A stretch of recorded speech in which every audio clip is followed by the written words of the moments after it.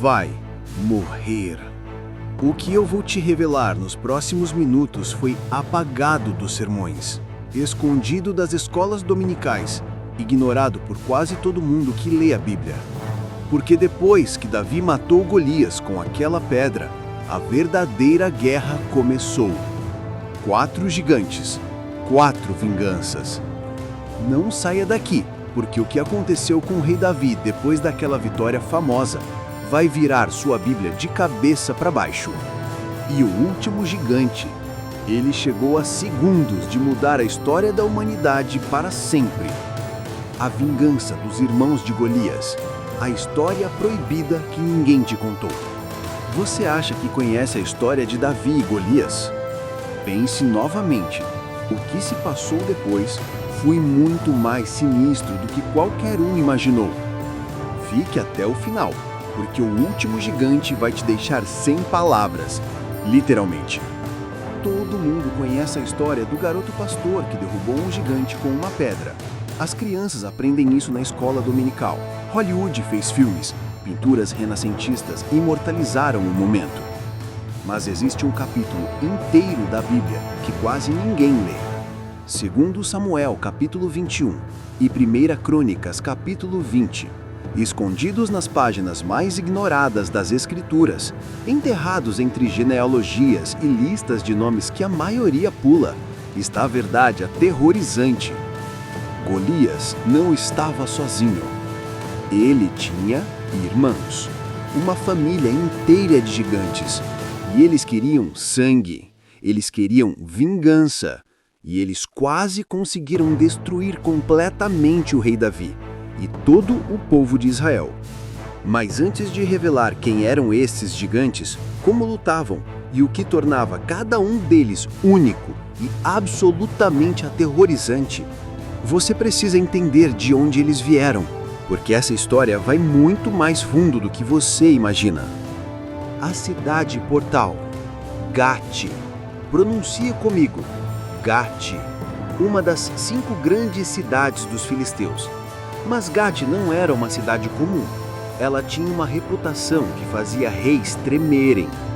Uma história que remontava a tempos imemoriais.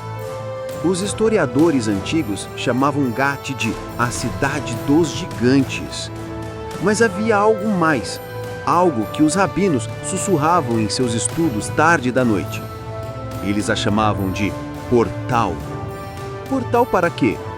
Para uma dimensão espiritual corrompida, um lugar onde o véu entre o mundo físico e o espiritual era mais fino, onde forças antigas ainda habitavam. Gate era o último reduto dos Refaíns, uma raça de gigantes que aparece repetidamente nas escrituras sagradas. Og, rei de Bazã, era um Refaim. Sua cama media 4 metros de comprimento. A Bíblia registra isso especificamente em Deuteronômio 3:11. 4 metros! Pense nisso por um segundo. Mas quem eram os Refaíns realmente? De onde vieram? E por que Deus ordenou que fossem completamente aniquilados? Alguns dos mais respeitados estudiosos bíblicos conectam os Refaíns aos Nefilim, de Gênesis capítulo 6. Você conhece a passagem? Havia gigantes na terra naqueles dias, e também depois, quando os filhos de Deus conheceram as filhas dos homens, as quais lhes deram filhos. Filhos de Deus. Em hebraico, Bene Elohim. No livro de Jó, esse mesmo termo é usado exclusivamente para seres angelicais.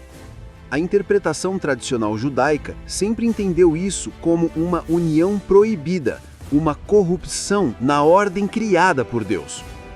Os Nefilim eram o resultado, e o dilúvio foi principalmente enviado para limpar a terra dessa corrupção genética e espiritual.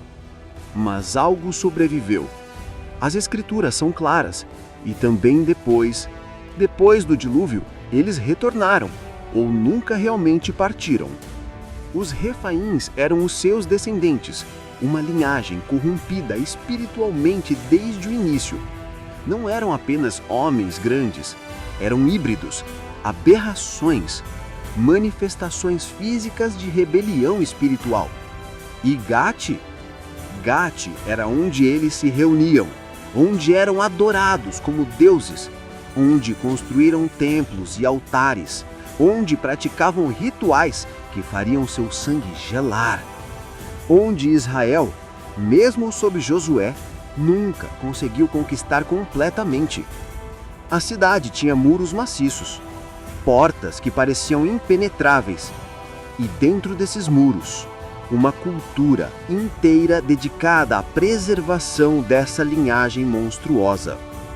Quando o jovem Davi, um garoto pastor de Belém, o mais novo de 8 irmãos, inexperiente em batalha, matou Golias, ele não apenas venceu uma batalha, ele não apenas salvou Israel de mais uma humilhação degringolante, ele humilhou toda uma linhagem, toda uma cidade, toda uma dimensão espiritual que se escondia atrás daquela fortaleza chamada Gate.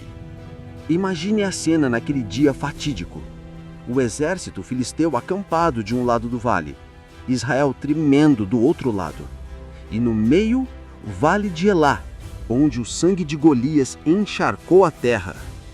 Golias era o campeão de Gate, o maior, o mais forte, o mais temido. Por 40 dias, número bíblico significativo, ele havia desafiado Israel. 40 dias de zombaria, 40 dias de humilhação para o povo de Deus. E então, em um único momento, uma pedra lisa de rio encontrou a sua marca, a testa desprotegida do gigante. E o impossível aconteceu. O gigante caiu. Mas a história que ninguém te conta é o que aconteceu depois. O que aconteceu em Gate quando a notícia chegou. O que aconteceu nos corações e mentes dos irmãos de Golias. Porque humilhação exige vingança. E eles tinham décadas para planejar. A conspiração de sangue.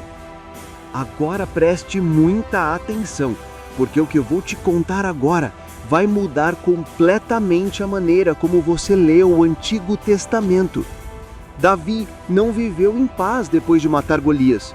Muito pelo contrário. Ele passou anos fugindo de Saul, anos vivendo em cavernas, anos se escondendo entre os próprios filisteus. Ironicamente, até passou um tempo em Gate, fingindo ser louco para não ser reconhecido e morto. Ele se tornou rei, finalmente, depois de tanto sofrimento, tanto sangue, tantas lágrimas. Ele unificou Israel, conquistou Jerusalém, estabeleceu sua capital. O menino pastor se tornou o maior rei que Israel já conheceu. Mas em Gate, algo estava sendo preparado. Uma conspiração de sangue. Uma promessa feita por irmãos sobre o túmulo de seu irmão caído. Ele pagará. Davi pagará. Israel pagará. Os anos passaram. Davi envelheceu, lutou muitas guerras, teve muitas vitórias. E os gigantes de Gate esperaram. Esperaram o momento certo. Esperaram até que Davi estivesse vulnerável, até que estivesse cansado, até que a lâmpada de Israel pudesse ser apagada de uma vez por todas.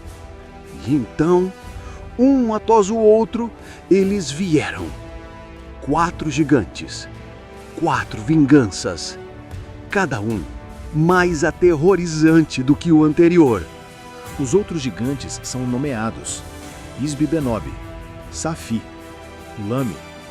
Seus nomes são registrados para sempre nas escrituras. Mas este quarto gigante? Apenas uma descrição. Apenas detalhes físicos que vão fazer você questionar o que realmente estava acontecendo em Gate. 2 Samuel 21, 20. Houve ainda outra guerra em Gate, onde havia um homem de grande estatura, que tinha 6 dedos em cada mão e 6 dedos em cada pé, 24 ao todo. Também este nascera do gigante, 6 dedos em cada mão, 6 dedos em cada pé, 24 dedos no total. Pare por um momento e visualize isso. Feche seus olhos e imagine uma mão com 6 dedos. Imagine o pé. Imagine esse homem caminhando em sua direção. Polidactilia é o termo médico moderno. Ocorre aproximadamente 1 em cada 1000 nascimentos. Geralmente é um dedo extra pequeno, não funcional. Mas aqui, todos os 4 membros afetados, dedos funcionais, em um gigante.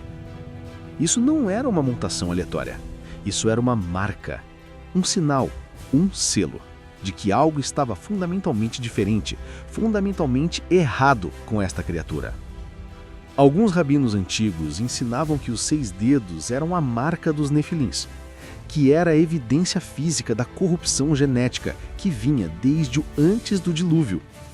6, o número do homem, do imperfeito, do que cai antes do divino 7. Este gigante era a prova viva de que Gart estava preservando algo que não deveria existir, algo que Deus havia tentado limpar da terra. E ele era grande, homem de grande estatura. Mesmo entre gigantes, ele se destacava. Imagine quão alto ele deve ter sido para que a Bíblia enfatize especificamente sua altura, mesmo depois de descrever outros gigantes. Houve outra guerra em Gate. Sempre voltando àquela cidade maldita, aquele portal, aquele último reduto do antigo mundo. E o gigante de 24 dedos emergiu. E ele também fez o que todos os outros fizeram: desafiou Israel. Zombou do povo de Deus. Blasfemou contra o Santo de Israel. 2 Samuel 21:21 diz: quando ele injuriou a Israel. Injuriou, blasfemou, amaldiçoou, zombou. As mesmas táticas que Golias usou, as mesmas palavras de desprezo e arrogância. Mas desta vez, quem se levantou não foi um valente experiente. Não foi um dos 30 guerreiros de elite. Foi Jonatas.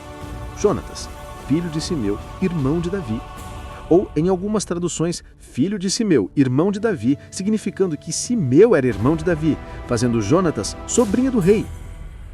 Um jovem, talvez não muito mais velho do que Davi era quando enfrentou Golias, talvez crescendo ouvindo histórias sobre aquele dia lendário, talvez sonhando em ter sua própria chance. E agora, diante dele, estava a última abominação de Gate, o último dos Vingadores, o último filho de uma linhagem maldita. Jonatas não hesitou. O sangue de Davi corria em suas veias. A mesma coragem, a mesma fé, a mesma convicção de que nenhum gigante, não importa quão grande, não importa quão monstruoso, poderia ficar contra o Deus de Israel. A batalha aconteceu e, milagrosamente, sobrenaturalmente, o jovem Jonatas matou o gigante. O último vingador caiu. Os 24 dedos se fecharam pela última vez. A linhagem foi finalmente cortada. E a Bíblia registra: estes 4 nasceram do gigante em Gate e caíram pela mão de Davi e pela mão de seus servos. 4 gigantes, 4 vinganças. Todas falharam. Todas terminaram com o sangue de Gate encharcando a terra. O significado mais profundo. Mas por quê? Por que a Bíblia dedica capítulos inteiros a isso? Por que esses detalhes específicos são preservados? Por que os nomes, as armas, os dedos extras são todos cuidadosamente registrados? Porque essa não era uma guerra física, era uma guerra espiritual. Uma batalha cósmica entre o plano de Deus e as forças de rebelião que existiam desde antes do dilúvio. Davi representava a promessa. Através dele, o Messias viria. A linhagem que levaria a Jesus Cristo passava através de suas veias.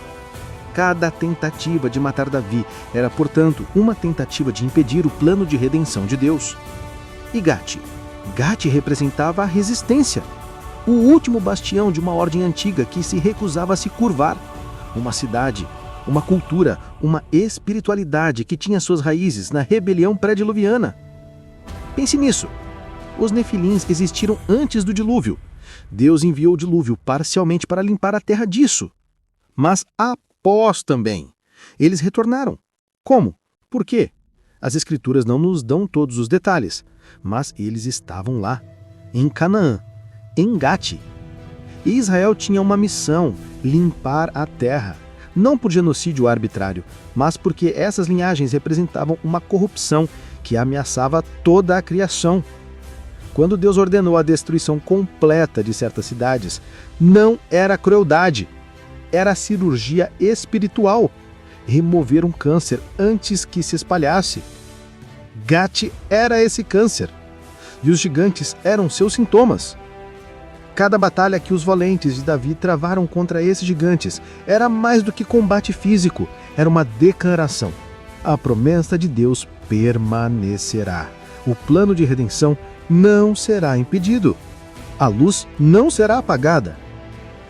Isbi-Benob quase apagou a lâmpada de Israel. Quase. Mas Abisail estava lá, não por coincidência, não por sorte, por providência. Safi queria restaurar o teor, mas Sabecai o silenciou, não por força superior, mas porque Deus fortaleceu seu braço. Lame chicou por vingança durante décadas, mas Elhanã derrubou, não porque era melhor guerreiro, mas porque lutava do lado certo. E o gigante de 24 dedos, a abominação final, a prova física de que algo antinatural estava acontecendo em Gate, caiu diante de um jovem, assim como o seu ancestral Golias caiu diante de outro jovem décadas antes. A mensagem é clara: não importa quão grandes sejam os gigantes, não importa quão impossível pareça a vitória, não importa quantos dedos extras eles tenham ou quão pesadas sejam suas lanças. Quando você está do lado de Deus, quando você é parte do plano de Deus, quando você carrega a promessa de Deus, você é intocável até que sua missão esteja completa. Os gigantes modernos. Mas aqui é onde a história se torna pessoal, onde transcende a história antiga e invade a nossa realidade presente. Esses gigantes ainda existem hoje. Não com corpos físicos de 3 metros, não com lanças de bronze, não com 24 dedos, mas eles estão aqui e são tão reais, tão ameaçadores, tão decididos a destruir a promessa de Deus quanto aqueles de Gate. Eles são os gigantes invisíveis da era moderna. Ideologias que se levantam contra o conhecimento de Deus. Sistemas de pensamento que zombaram da fé, assim como aqueles gigantes zombavam de Israel. Filosofias que declaram a morte de Deus e a supremacia do homem.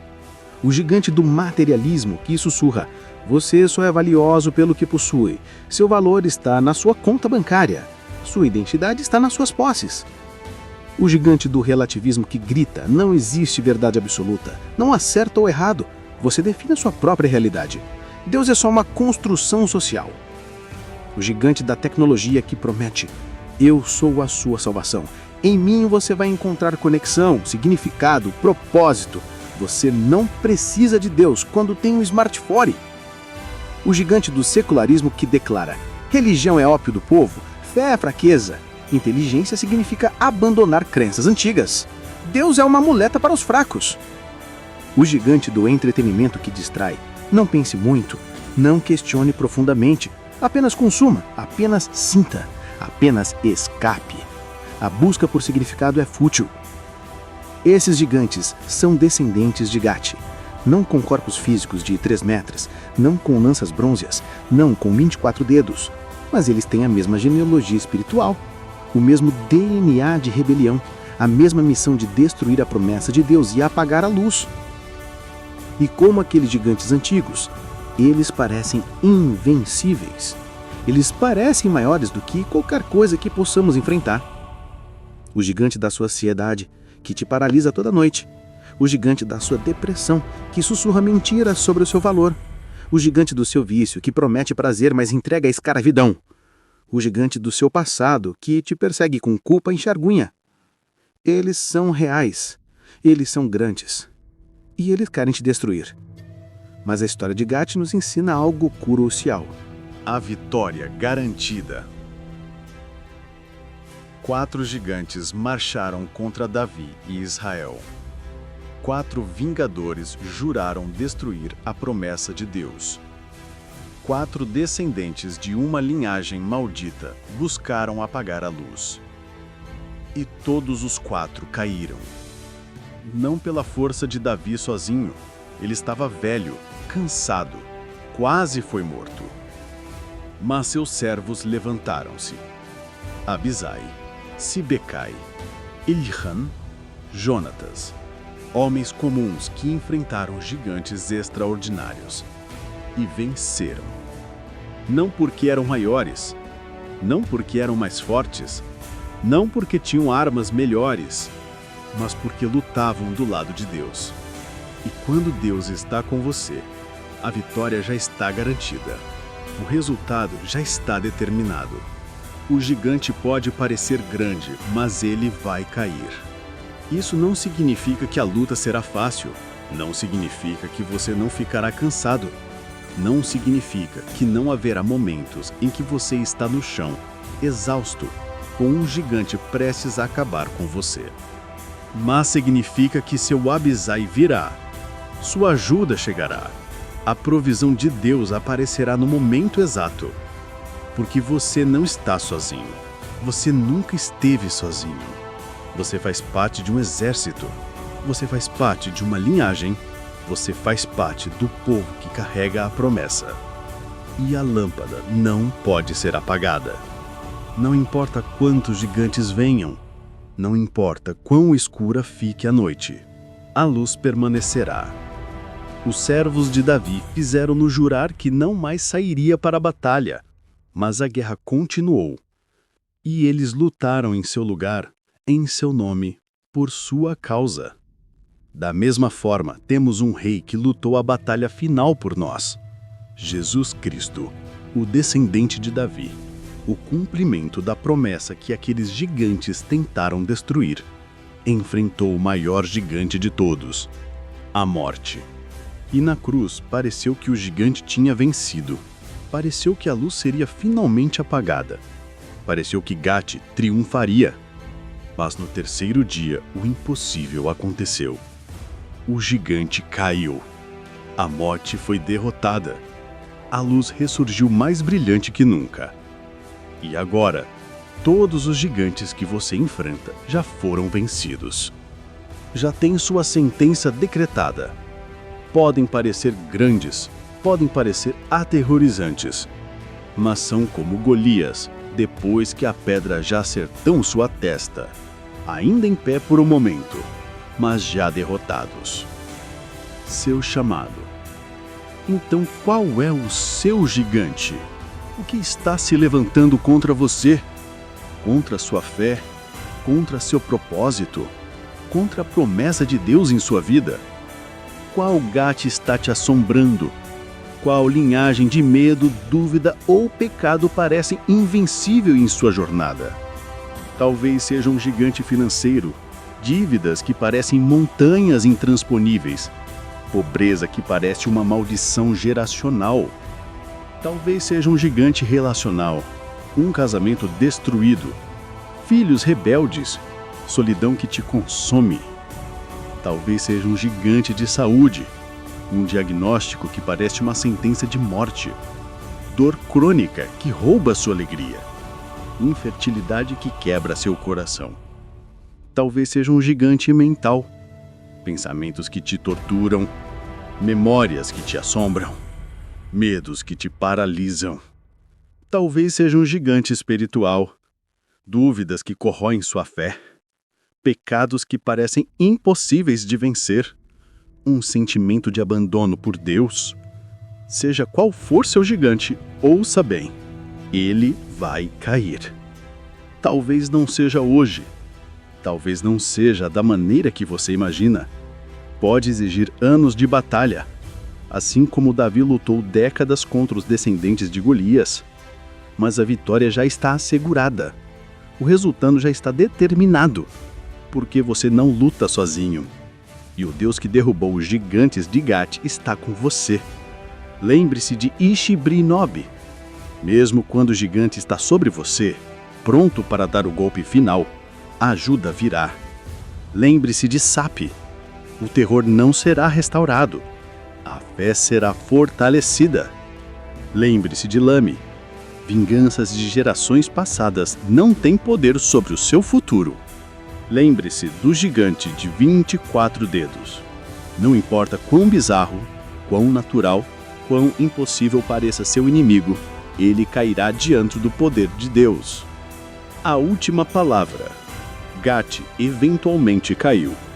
Não nos é dito exatamente quando ou como, mas em algum momento da história, aquela cidade, aquele portal, aquele último reduto dos refães foi destruída.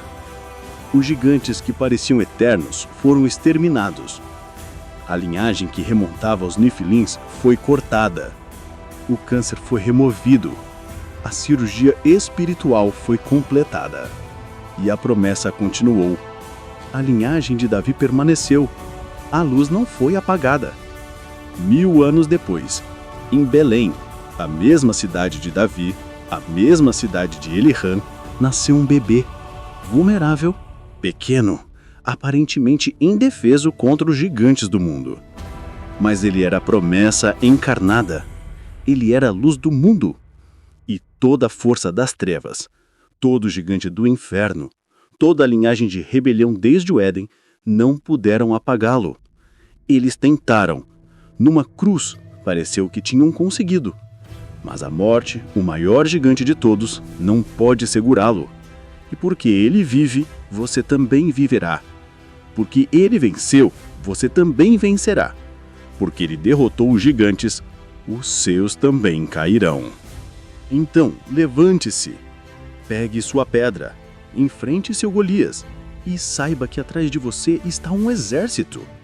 Dentro de você está o Espírito do Deus vivo. E diante de você está uma vitória já garantida. Todo gigante, eventualmente, cai. A guerra contra os gigantes nunca terminou, mas também nunca esteve em dúvida. O resultado já foi escrito. A promessa já foi selada. A luz já venceu. Gat caiu. Os refaíns foram exterminados. Os gigantes foram derrotados. E o mesmo acontecerá com os seus. Isto eu prometo, não pela minha palavra, mas pela palavra daquele que nunca falhou, daquele que levantou Davi do campo de pastagem para o trono, daquele que transformou uma pedra em um milagre, daquele que provou vez após vez, geração após geração, que nenhum gigante é grande demais. A lâmpada de Israel não foi apagada, e a sua também não. Acredite nisso, lute por isso, e assista seus gigantes caírem um por um, até que nenhum permaneça em pé. Essa é a promessa de Gat. Essa é a lição dos 4 Vingadores. Essa é a verdade que mudará a sua vida. Agora, vá, enfrente seu gigante. E lembre-se, a vitória já é sua.